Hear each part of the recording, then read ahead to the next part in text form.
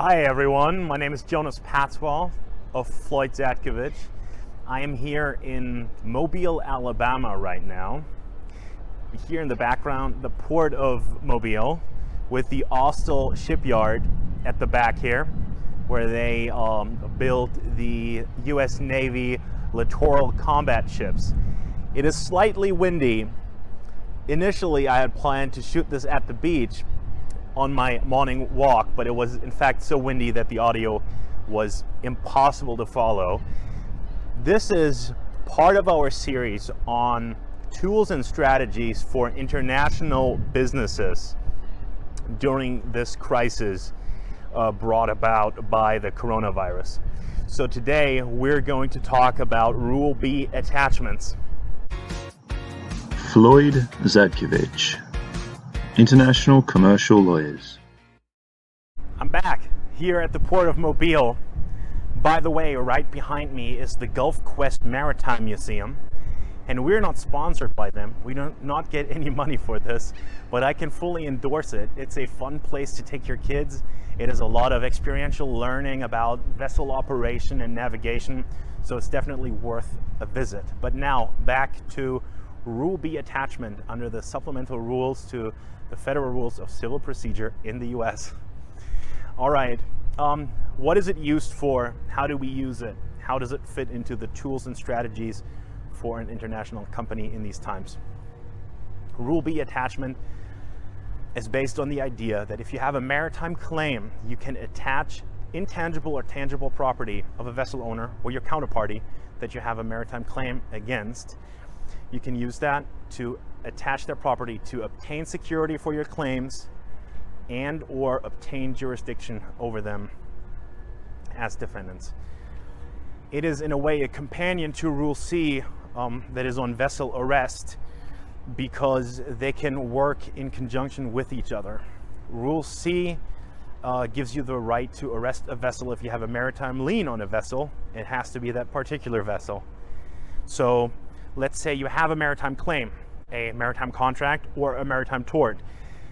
For our purposes, it is really the maritime contract that is of importance.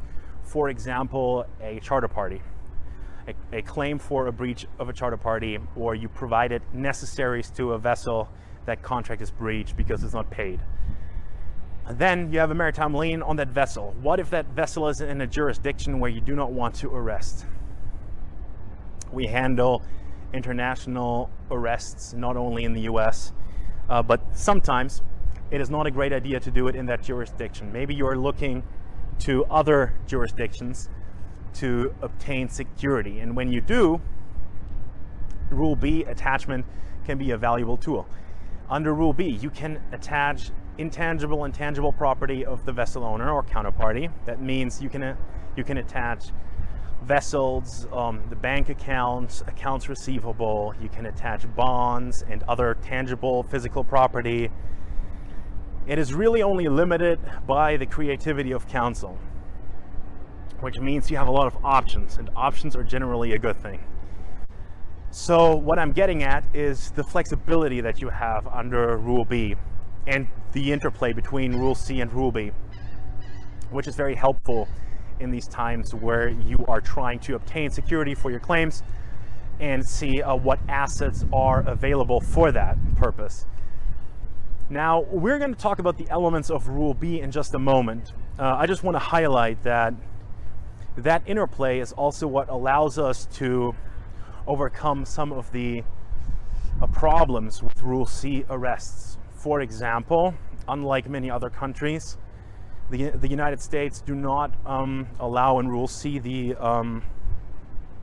action against a sister ship, which means that a maritime claim on that particular vessel that you have a lien on and that you do not want to arrest in a different country, really your way of getting security is to attach a different vessel of that vessel owner in the United States. It is almost like an arrest of a sister ship, only that it's not an in rem proceeding strictly. It is a quasi in rem proceeding. But what it enables you to do is attach that attach and seize that other vessel. So this can also be combined with alter ego allegations. We're currently working on a case like that in the US. And that works to the effect of when ownership is unclear. Often in the maritime industry, special purpose vehicles are used as owners for vessels. It may not be on its face clear that ownership is the same. An alter ego allegation can help you across that hurdle and can help you attach that vessel just as if, and in fact, if that allegation is true, then on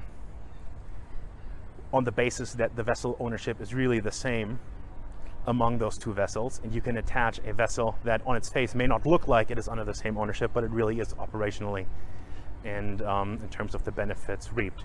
All right, so that is kind of the backdrop. Let's go into the elements. And I'm of course conscious of your time and want to keep this relatively short. So there's three main elements. Element one,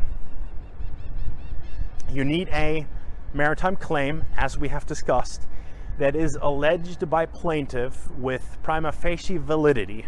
What that means is the maritime claim stemming from a maritime contract or maritime tort. I do not want to go into the ins and outs of that test, but for example, a charter party.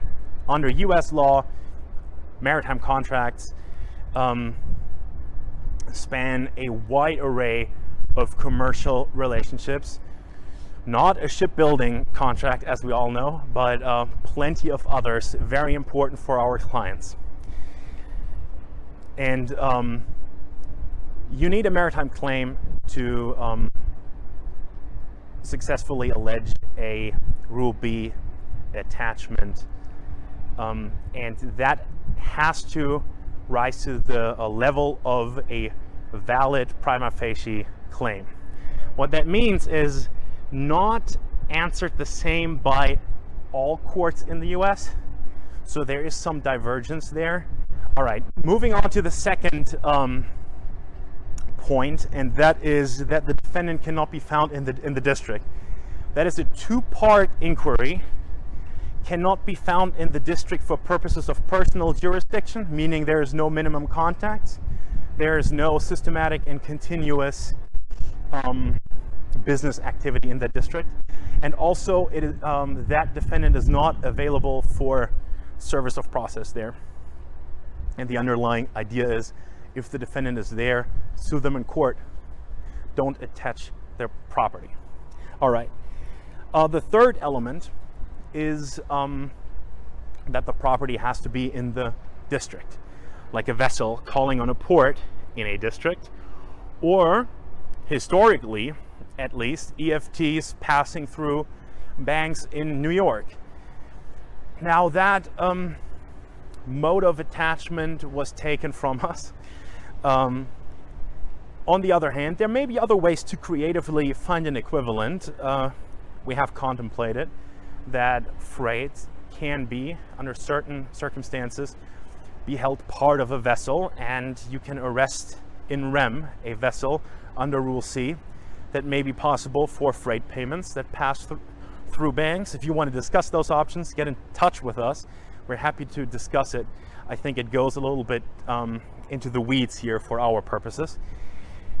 But there has to be property in the district that you are seeking to attach. All right. There are some grounds to vacate the attachment, and that is important for us as commercial lawyers, because we do not only represent parties that try to attach or arrest, we also represent vessel owners. So from their perspective, really important, but also from the perspective of a commercial party that has their property, their non-vessel property attached. Same idea. So there is the way of alleging that so one or more of the elements of Rule B attachment are not met. But there's also equitable grounds for vacatur, and those include that the defendant is present in an adjacent district. The idea behind that is across the river cases where it is a minute burden on the plaintiff to sue in that other district. Another ground is double security concerns. What if a plaintiff is attaching 10 vessels in 10 different districts for a rather small amount of money that they claim? So those concerns, really equitable concerns, the court looks at and says, all right, this goes too far. You have adequate security already and jurisdiction over the defendant, and vacates that attachment that this motion is brought for. And then another ground is that the defendant is actually present in the plaintiff's home district, which is the idea that if you have your enemy at home, fight them at home. You don't have to go out and try to attach their property to pressure them into the lawsuit when you can easily file it at home. All right, so those are some of the grounds to vacate. Generally, the idea is we want to be flexible, we want to be dynamic and global in our response. Attachment offers us a lot of ways to do that. That's what makes it so great.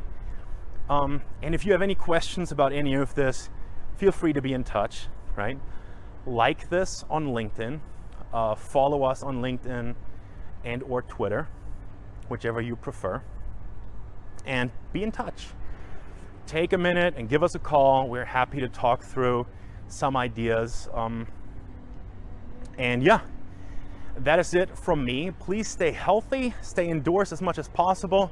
I know it's not always easy, and I'm outside right now, but there's no one around, all right? Stay healthy, stay safe. Let's work on this remote working solution and make it work for as long as we have to. And I'll catch you soon. Bye.